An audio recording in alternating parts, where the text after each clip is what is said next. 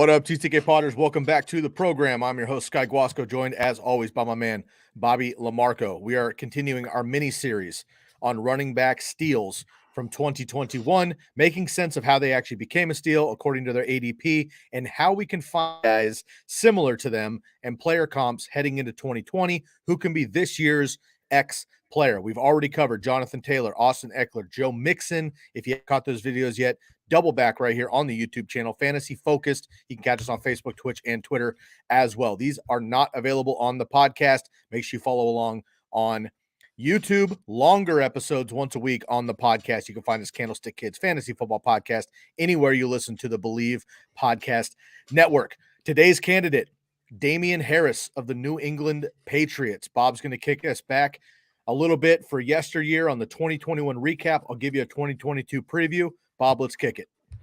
Yeah, so Damien Harris, this year was like a model of consistency as a great RB2, and it really shows in his numbers. So when we break this down, positional ADP was RB27 heading into this season. And me and Buck talked about this a lot, was a lot of these guys come from ambiguous backfields, meaning that there wasn't an elite guy being drafted. The Patriots are no exception. They didn't have a running back in the first 5 rounds. He was going around 64th overall, so around 6-7 range typically. But he finished strong. In points per game, he was RB12. Overall, he was RB15. Now, when we break down his consistency, he had some bigger games, but they're very touchdown driven. He had 2 elite games, of course, which when we talk about is 21 or more points in half point PPR. He had 6 RB1 games. That was 20th best in the NFL. That's very good. But then when you start looking at where his strong suit was, it was RB2 finishes. He was 6th in the NFL in RB2 percentage of games he finishes in RB2 with 11 of his 15 games. That's 11.7 or better. So he had that high floor. Didn't have much of a ceiling sharing that backfield with Brandon Bolden and Ramajay Stevenson. But when we always talk about the next thing is what made him consistent.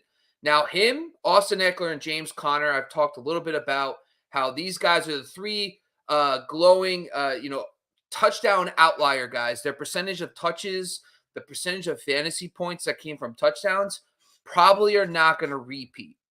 Doesn't mean they can't be good next year, but it is something worth noting. So Damian Harris, 6.8% of his touches resulted in touchdowns. And I brought this up multiple times already because we did James Conner. We've talked about this with Austin Eckler.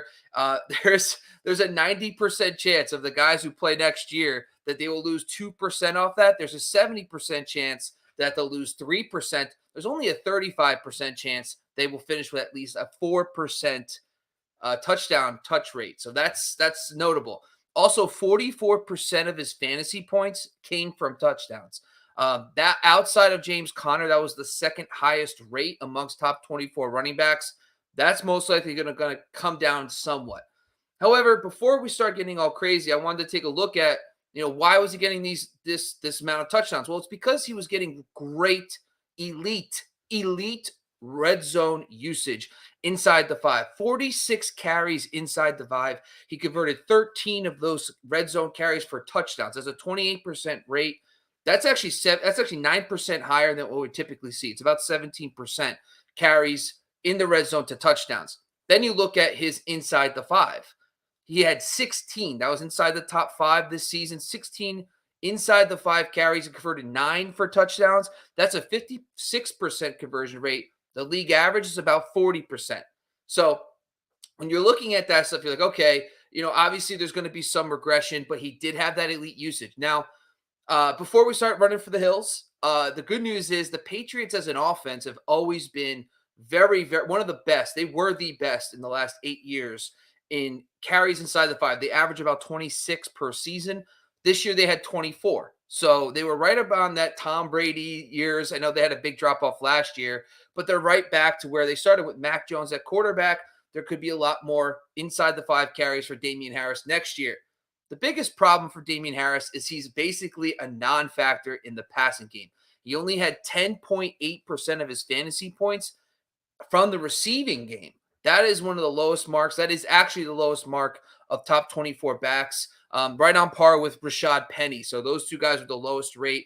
Very, very running game, carry game driven. So those are kind of the pros and cons with Damian Harris's 2021, if it's repeatable. So let's get some insight, Sky, on who you think potentially what his outlook is for 2022. And is there any guys that you think could be the next Damian Harris next season? All right, so you brought up the passing game, and I mention this every show. Jonathan Taylor doesn't need it. Najee Harris doesn't need it. Derrick Henry doesn't need it. Damian Harris doesn't need it. But Damian Harris does need something more. He scored 15 touchdowns, Bob, in 15 games. 1 touchdown per game for quick math. 15 touchdowns, and he was still running back 14 in PPR. Now, running back 14 is fine. That's awesome. It's a high-end RB2 with RB1 upside. But it's not elite with 15 touchdowns. That's unbelievable. He had 20 receptions. Ramondre Stevenson had 18. Brandon Bolden is a special teamer who had to jump in because James White went down. James White is not who James White was a few years ago with Tom Brady, but he's still a prolific wide receiver, essentially, playing running back, and they trust him on the line as well, as we saw in the Super Bowl against Atlanta. So James White not being there allowed, I think, this entire backfield to be more spread out, more split, and Damian Harris to take the lead back. Now, he did well when he was healthy. He missed 2 games, but Ramondre Stevenson played very well also. And again, Bill trusts Brandon Bolden. I'm concerned about Damian Harris, frankly, ever exceeding what he did last year. 15 touchdowns probably will never happen again for his career. And to get running back 14, again, is awesome, but he's not going to break that top 10, in my opinion. James White's coming back. I think Mac Jones takes a step up in that pass game. They have to bring in another wide receiver. They got to throw a little bit more with Mac Jones no longer being a conservative rookie. So I'm not going to be – if Damian Harris is drafted the way that he finished last year, I'm going to be out for sure. I love the player. I had him on a couple of teams because he was a mid-round, steal. Obviously on the segment, but he was a good value there. I'm worried about that. Now, what you look at, though, is his touchdowns.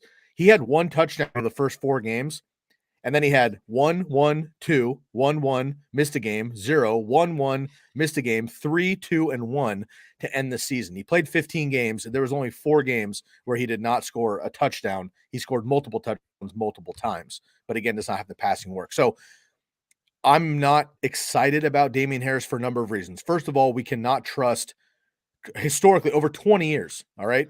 The Patriots circle through running backs more so than any team in the NFL. And the NFL in general cycles through running backs quickly. The Patriots do it more than anybody else. They use multiple backs. They want to use multiple backs. James White has been the only consistent guy for the Patriots over the last 5 years. And then you have sprinkles of like LeGarrette Blount.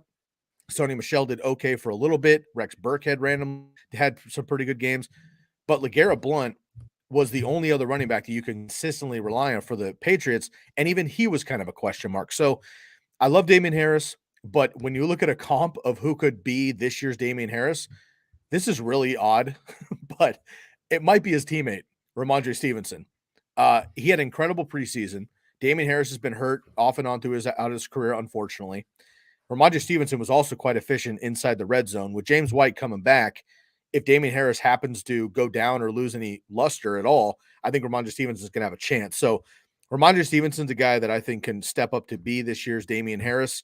There's a couple other guys that are, maybe lower tier that I don't think have had the opportunity. I thought about Rashad Penny, but I think he might just be the starter. So I think he should blow Damian Harris out of the water this year if he is. But for me, I'm probably not counting on Damian Harris if I have to grab him in like the 4th or 5th round.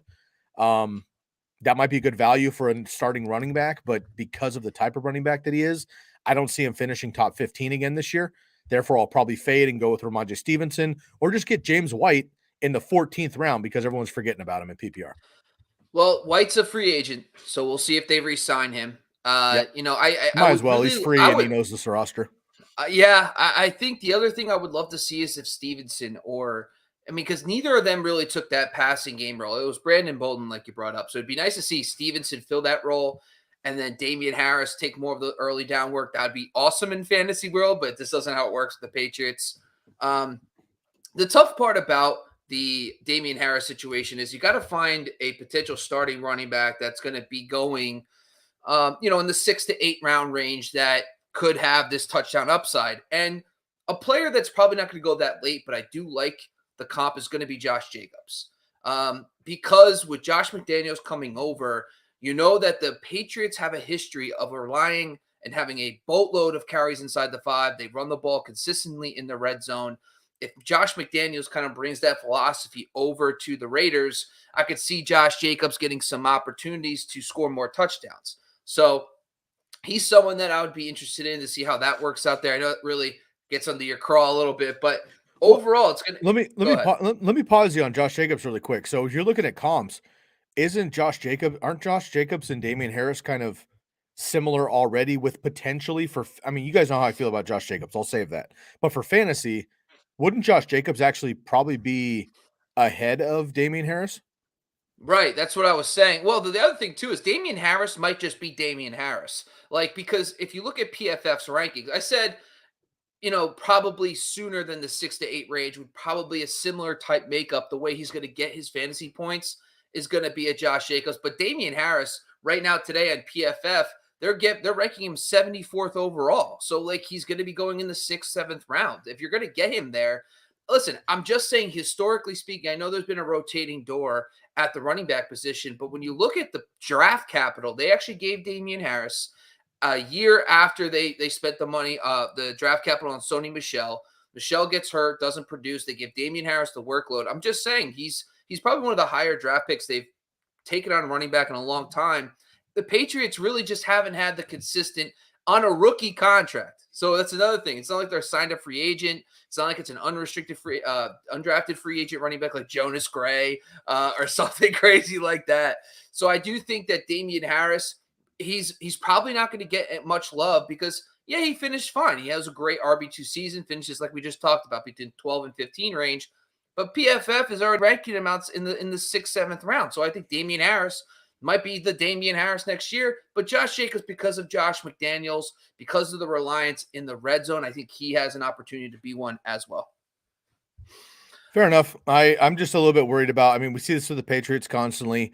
James White, I think, comes back. It just, I mean, they keep these guys around. The guy, he knows the squad. I don't see why he wouldn't. He would help out Mac Jones a lot. He's cheap, so that makes sense. If he comes back, I think it hurts. Obviously, if James White leaves, Brandon Bolden probably takes it over. I don't see why they get rid of him, and then the other guys could work out. So I just I like Damian Harris a lot. I think he's a great player. Alabama running backs, for the most part, outside of Trenton Richardson, usually pan out pretty well. So I like him and the pedigree and all that.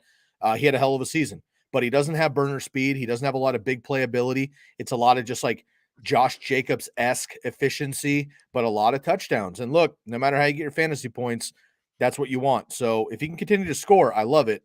But touchdown regression feels like it's just going to punch him in the mouth, and I don't want that on my team. Agreed. And listen, we've already talked that. I ran through the numbers. It is going to be some touchdown regression. The only way he's going to compensate is he gets more touches. But if James White comes back and Ramondre Stevenson kicking down that door, I do agree. That's probably why he's ranked at the 70s range, right? It's just it just seems like a low upside opportunity unless he gets a full-time workload, which with Stevenson there is not going to happen. Well, that's it, folks. That's another one for us, Damian Harris, how to find steals in your fantasy football draft. Make sure you're checking all these videos out on YouTube. Also on Periscope, on Twitter.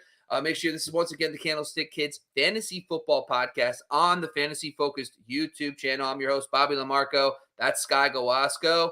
And guys, we're out of here.